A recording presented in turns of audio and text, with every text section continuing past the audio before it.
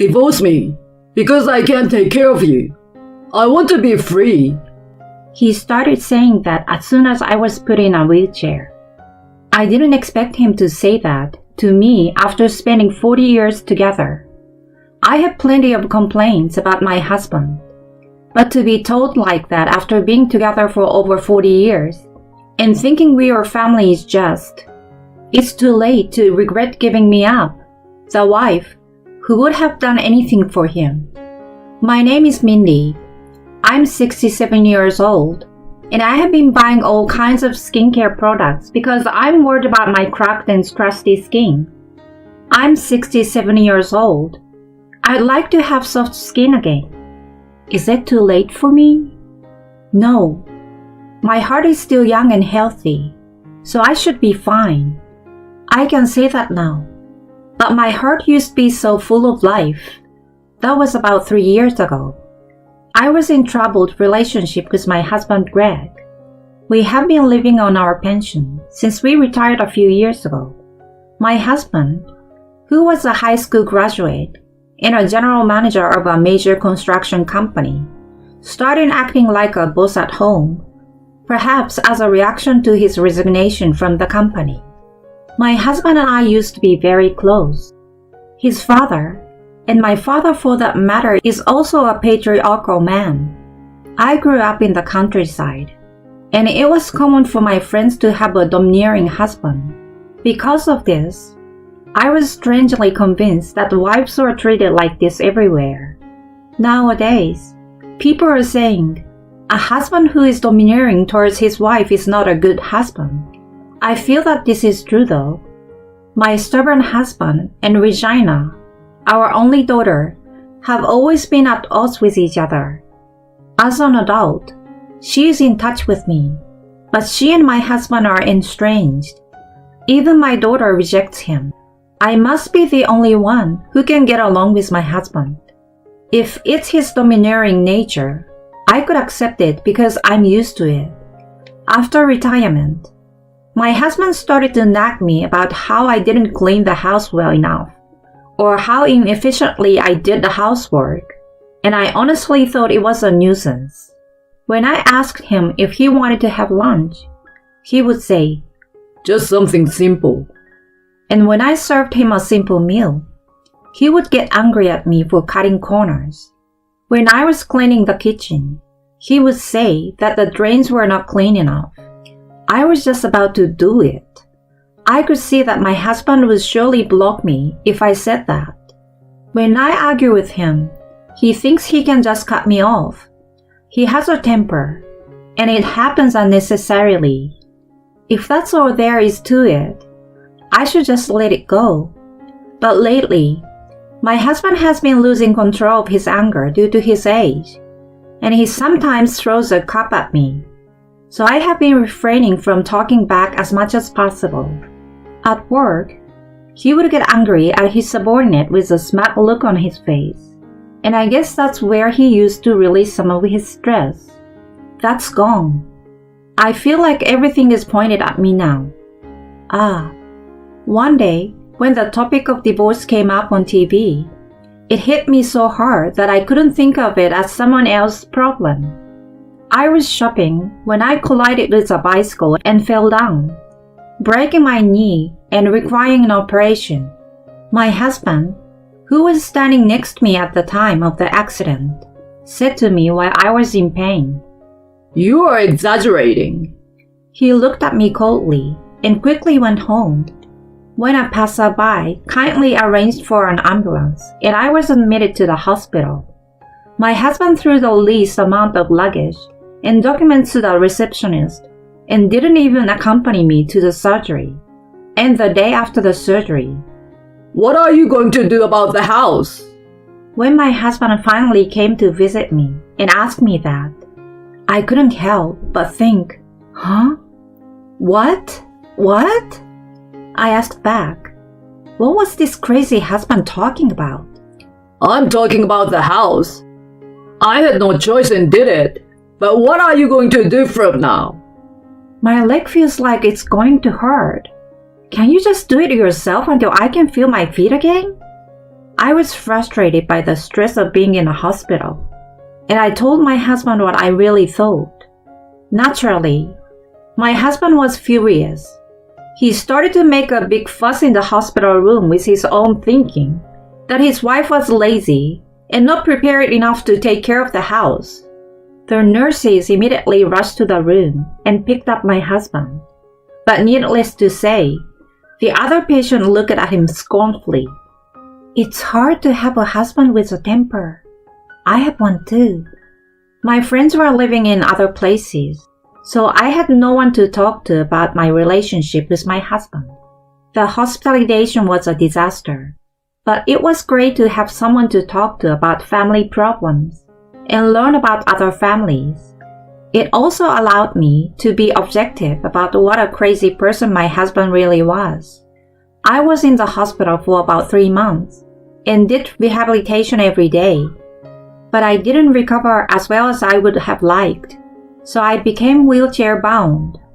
Thanks to the fact that I spent a lot of time in the hospital talking about my husband's complaints with others, I felt mentally refreshed, as if a burden had been lifted off my shoulders compared to before I was hospitalized.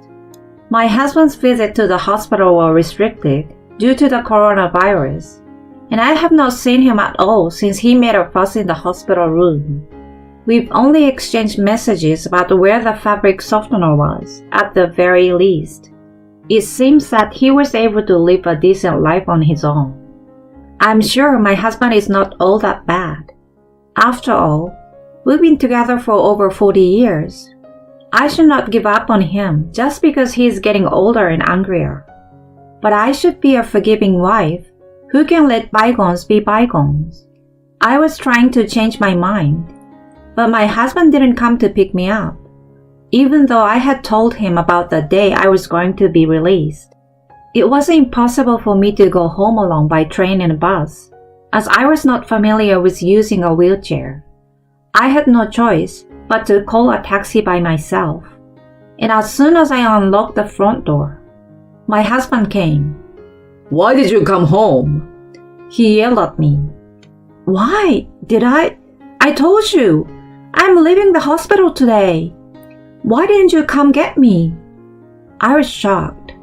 How can you say that after making me do the housework for months? Shouldn't you apologize? Huh?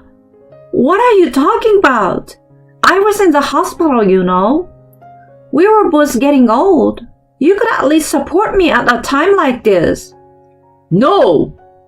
I was stunned by my husband's unhesitating refusal. They told me at the hospital, you know.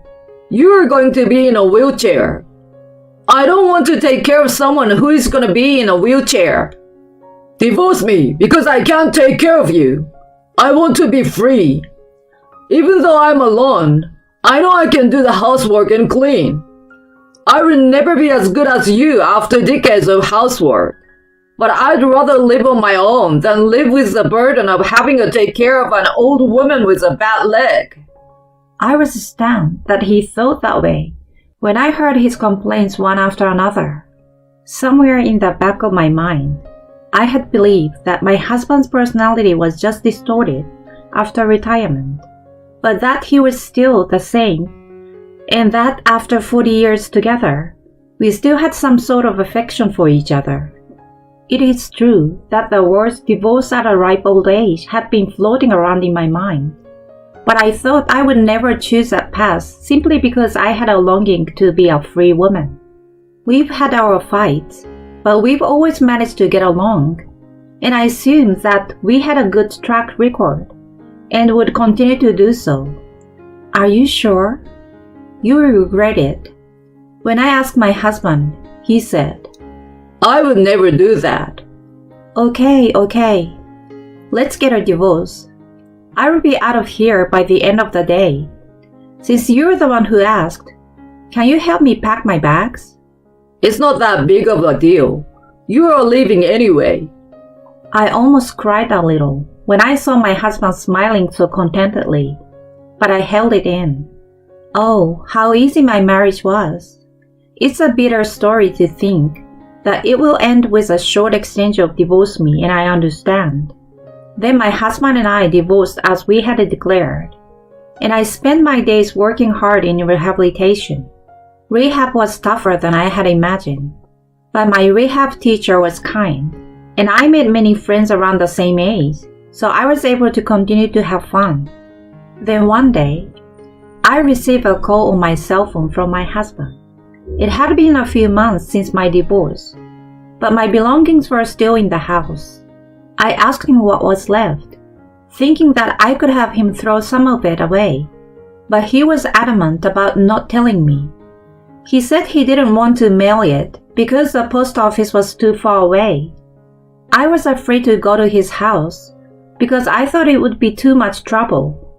So I set a meeting place at a busy park near his house. On the day of the meeting, my husband was waiting for me at the park in his wheelchair.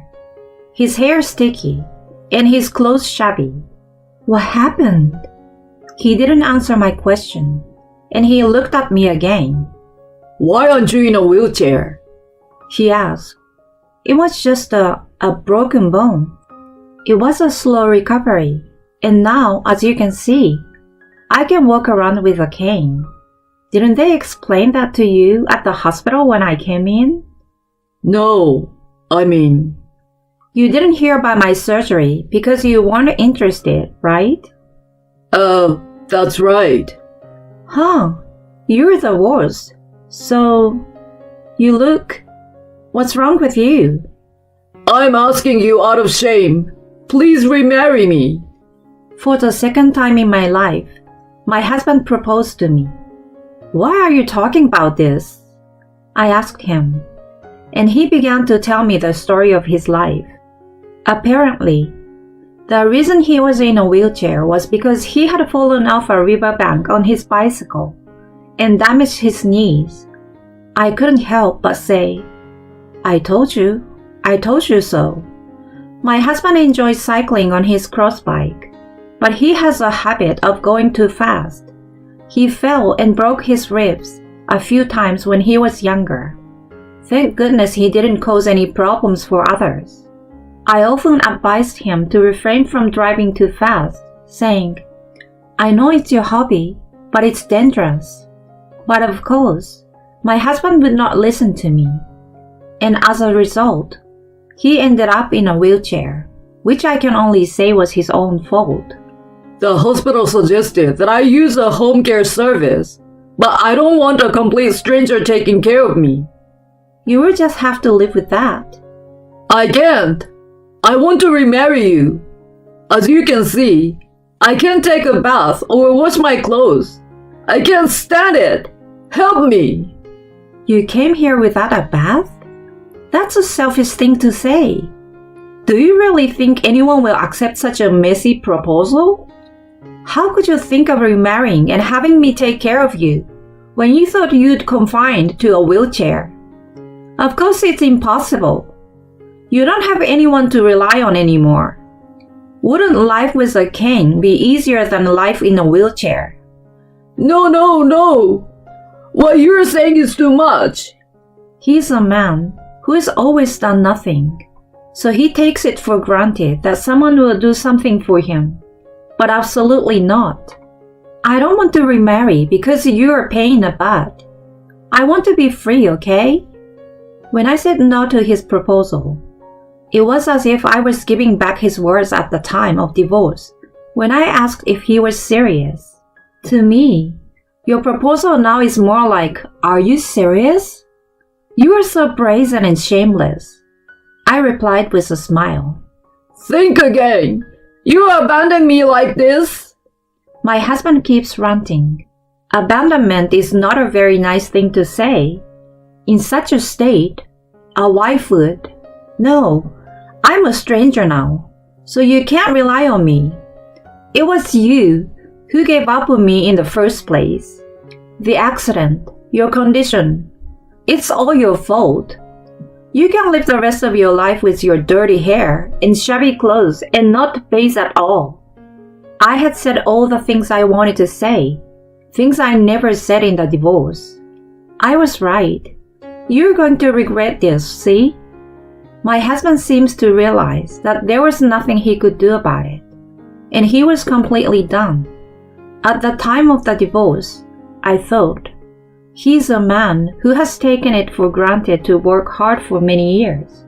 So even if living alone seems easy now, the day will come when he will get hurt.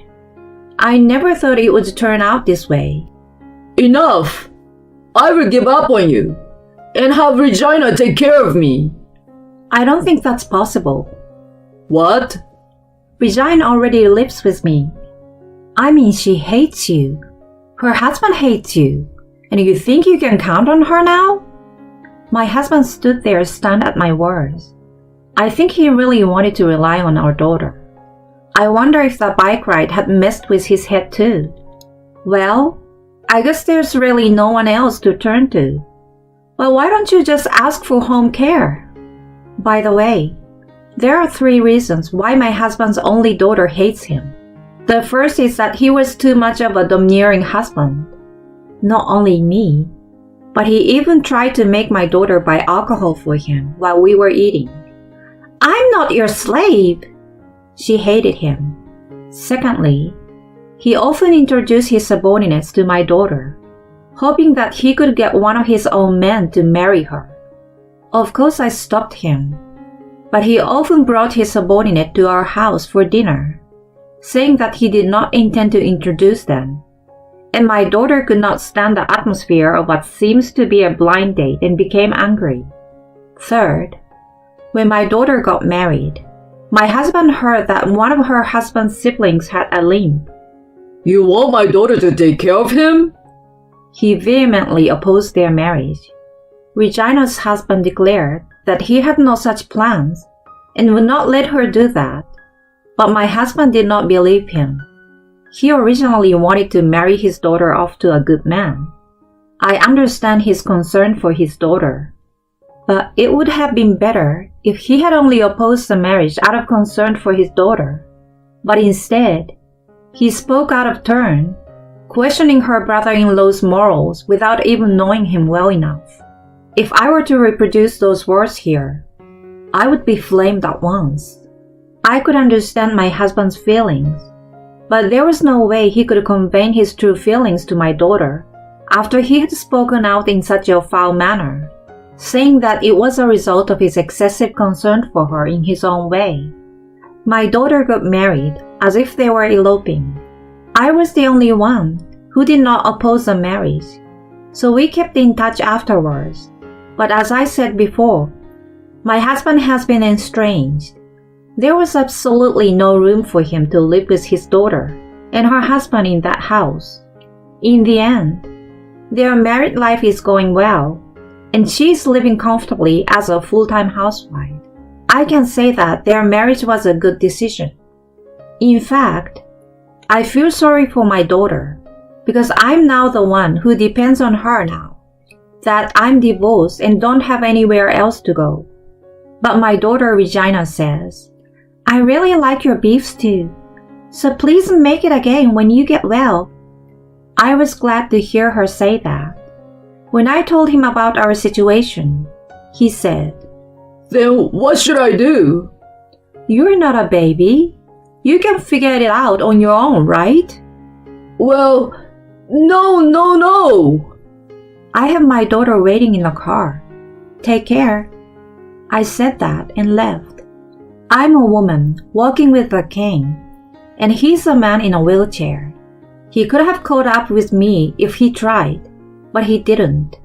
He was just stunned. I remember he just looked down. After that day, my husband contacted me again, asked me to meet him again because he hadn't given me the things that I had left behind. But since my husband was empty-handed that day, I assumed that he was just bluffing, so I didn't accept his invitation. He seems to have lost his mind and asked for a helper, but just like his attitude toward me, he'd say, Do this, do that. The helper seems to have lost her temper and abused him with all kinds of foul language. Of course, the helper was punished and stopped coming to my husband's home. But my husband seems to be traumatized by the incident. He is now a bit suspicious of people. It seems that the usually strong-minded people are weak once they were bullied. The current helper seems to be kind, but my husband is still scared and wants me to come back. I don't want to play into his hand. On the other hand, my legs are much better, and I can go for a walk easily, though not as smoothly as I could before the injury. I go for a walk with my daughter and grandchildren when it's a sunny day, because I hear that if I don't walk, the condition of my leg will get worse. Sometimes, my daughter Regina drives us to a nearby field, where there is a little slope, and we often have a picnic together. I had planned to leave this house when I could walk, but Regina told me that the children are attached to me, and if I did not mind, I could stay here with them. So I decided to stay. Unlike my husband, her husband takes care of himself and helps my daughter with the housework. She is a really good girl and takes the initiative in supporting me. I am happy to have such a wonderful family after my divorce from my husband. Thank you, dear. Suck it up.